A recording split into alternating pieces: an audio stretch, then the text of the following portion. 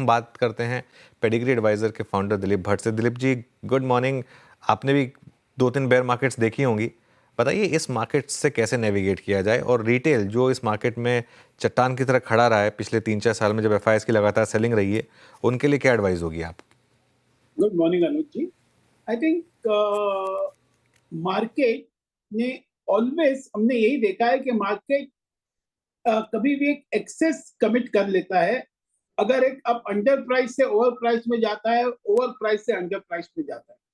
सो मुझे लगता है we are still seeing that phenomena कि अभी जो गिरावट देखने को मिल रही है, जिस तरह से जो हमने डेसिमेशन और कैपिटुलेशन देखा है कि बड़े स्टॉक हो या फिर छोटे स्टॉकों में, तो मुझे लगता है ये टिपिकल एक फेज होता है कि जहां पर पेसिमिज्म भी एक्सेस हो जाता है, और जहां जैसे बुल मोमेंटम में ऑप्टिमिज्म एक्सेस हो जाता है। तो इस लेवल पे शायद थोड़ा बहुत निवेश करने का, थोड़ा बहुत इन्वेस्ट कर सकते हैं, जरूर कर सकते हैं, यही मानकर कि यहाँ से भी और भी थोड़ा बहुत गिर सकता है। लेकिन अभी शायद अभी जो रिकवरी आएगी, it will be more in the front lines. लेकिन फ्रंट लाइंस में चैलेंज वही रहता है कि most of the stocks doesn't have any great kind of growth. लेकिन इस माहौल में किसी को ग्रेट ग्रोथ भी नहीं चाहिए, जरा सेफ्टी चाहिए, थोड़ा बहुत अच्छा रिटर्न मिल जाए तो बहुत है। तो मुझे लगता है इसके लिए काफी है जो फ्रंटलाइन स्टॉक है उसमें रहेंगे, as far as most of the people are concern. और मिड कैप्स अभी भी शायद एक will play a secondary role, because mid cap ने भी वही एग्जिबिट किया है कि not first to rise but biggest to crash and first to fall. Okay, चलिए, तो ये इस समय मार्केट का मूड माहौल काफ़ी ख़राब। दिलीप जी, एक चीज़ जो इस मार्केट में क्लियरली विजिबल है कि मार्केट ने किसी को नहीं छोड़ा, लेकिन सबसे ज़्यादा पिटाई ऑफ लेट हो रही है आईटी स्टॉक्स की। क्या अब जिस तरीके से यूएस में समीकरण बैठ रहे हैं, क्या यहाँ से भी और बड़ी गिरावट आ सकती है, और करें क्या निवेशक आईटी सेक्टर में? मुझे लगता है कि आईटी में शायद जिस तरह से जो प्राइस करेक्शन हुआ है, मुझे लगता है it offers a reasonably very good opportunity. In spite and despite जो कुछ भी यूएस में हो रहा है या होने वाला है, जिसको अभी भी किसी को कोई होल्ड नहीं है, ग्रिप नहीं है कि अल्टीमेटली क्या होने वाला है, not just in IT, in most of the sectors, because अभी भी things there are lot of moving parts. But मैं ये कहूंगा कि जहां पर आईटी का कंसर्न है, वहां पर आप देखें कि उनके पास रीजनेबली गुड फ्री कैश है। अगर हम देखें कि जो कन्वर्जन टू फ्री कैश हो रहा है प्रॉफिट से, वो भी बहुत हाईएस्ट है, and reasonable ROE ROC for them. तो मैं यही समझूंगा कि आईटी में थोड़ा बहुत इन्वेस्ट करना चाहिए from the current level, at least from the point of view of giving the defence to your portfolio. Okay, अच्छा, इस बीच वो जो निफ्टी बैंक है वो बात करते करते डी पे आ गया, तो सब जो फर्स्ट साइंस ऑफ रिकवरी जो है वो इंटरडे लो से वो आ रहा है निफ्टी बैंक में 48,150 से 48,428, यानी आप समझ लीजिए कि 250 पॉइंट की रिकवरी लोअर लेवल से आ चुकी है। अच्छा दिलीप जी, ये मैं समझना चाह रहा था आईटी के बारे में आपसे। आईटी का आज का प्राइस जो है 1400 पॉइंट का है, और इससे पहले मतलब आप समझिए कि अक्टूबर नवंबर तक तो निफ्टी आईटी स्टेबल था, लेकिन बाद में इसने कोलैप्स होना शुरू किया।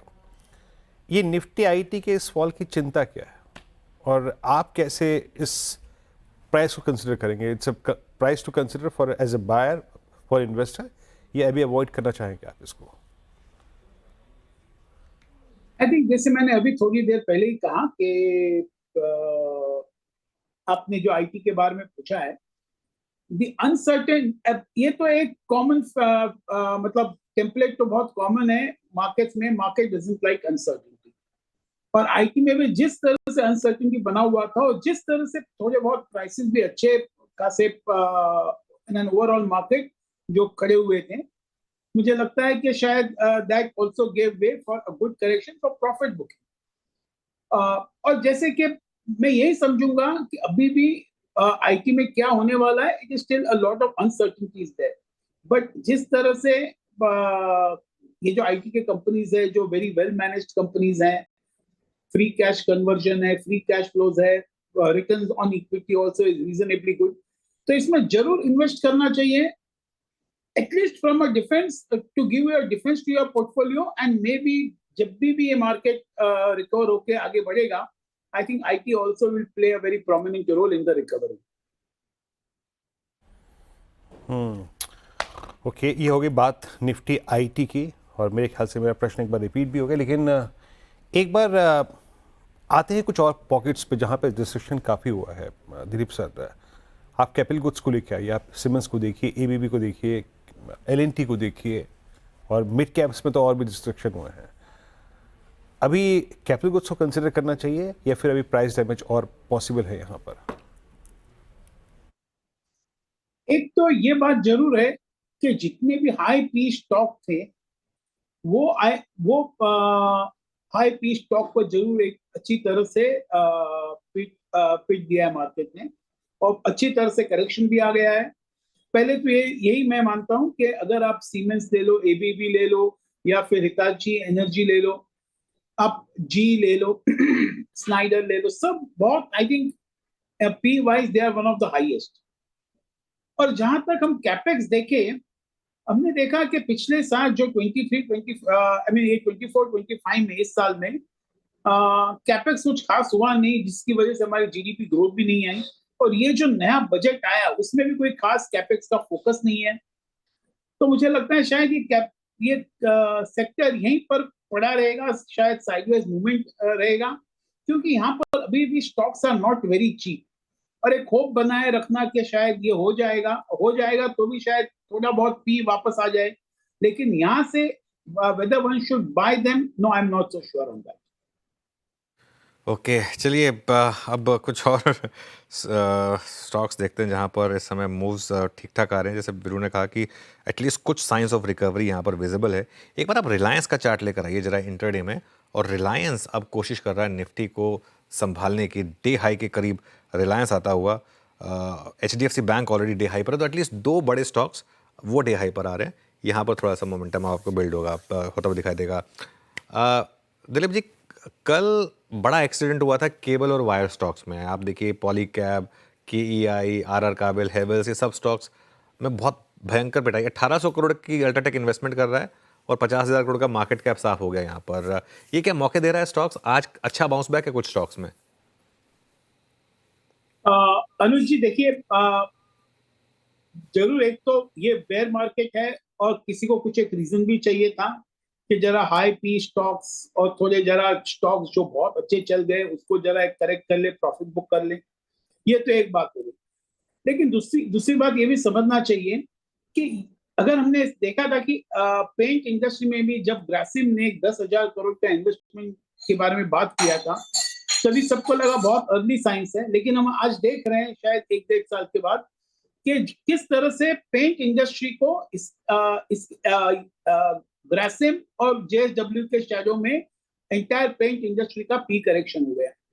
मुझे लगता है इसी एनालॉजी को मैं कंपेयर करूंगा कि जैसे अल्ट्राटेक अगर एक 1800 करोड़ का कैपेक्स करने वाला है तो शायद इसका इंपैक्ट आएगा, लेकिन बहुत अर्ली स्टेज है। लेकिन मार्केट कब इसको डिस्काउंट करती है वो तो शायद anybody can make a guess. Maybe थोड़ा बाउंस बैक आएगा, लेकिन जिस तरह से अल्ट्राटेक स्पेंड करेगी, मुझे लगता है और एक फॉर्मेडेबल प्लेयर आ जाएगा, तो थोड़ा बहुत जो करेक्शन हुआ है और भी शायद थोड़ा करेक्शन हो जाए इन द लॉन्ग रन, तो कोई नई बात नहीं होगी। I won't be in a hurry to commit in this particular industry at the moment. Okay, क्या इंडस्ट्रीज यहाँ पे आपका भी हो गया। चलिए एक दो स्पेस को और यहाँ पे कंसिडर कर लेते हैं जहाँ पे थोड़ा पेन बड़ा था। मैंने एक आईटी की बात करी, मैंने एक कैपिटल गुड्स की बात करी, फिर आते हैं रियल स्टेट पे। और रियल स्टेट सर जब अपने साथ क्रैक हुआ, हालांकि आपने KA पे एक व्यू रखा, ये जो इक्विटी मार्केट की वेल्थ होती है ऑलमोस्ट उसको चेस करती है रियल स्टेट को। और मैं एटलीस्ट दिल्ली NCR में कुछ प्राइस टिक्स जो देख रहा हूँ रियल स्टेट के, उसमें मेरे को थोड़ी सॉफ्टनेस की भनक लगने लगी है। आपका रियल स्टेट पे व्यू क्या है?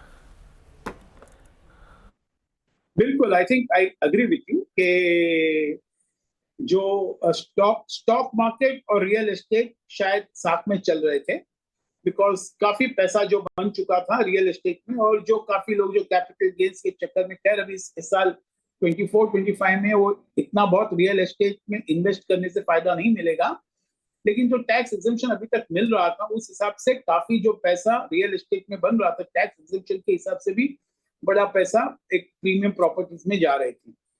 और जिस तरह से मार्केट ने करेक्शन दिया है, सर्टेनली आई थिंक इसके इम्पैक्ट जरूर रियल एस्टेट में आएंगे. मैं यही मानता हूँ, not just in real estate but across in so many industries we will get to see. Because जो छोटे मोटे इन्वेस्टर्स थे, जो जिन्होंने अपना पैसा लगाया हुआ था, मे बी शायद बिजनेस से निकाल के, और अभी जिस तरह से मार्केट पिट गया है, तो मुझे लगता है शायद उनमें भी इम्पैक्ट है. बट रियल एस्टेट में यस, आई थिंक जो लो कॉस्ट हाउसिंग थे उसमें इतना बहुत ग्रोथ नहीं था. Growth was in the premium property, और ये सेगमेंट जरूर इम्पैक्ट कर जाएगा आने वाले महीनों में. ओके दिलीप साहब, बहुत बहुत शुक्रिया आप इस कार्यक्रम में शामिल हुए और सभी इंडस्ट्रीज सेक्टर्स पर अपनी राय रखी आपने.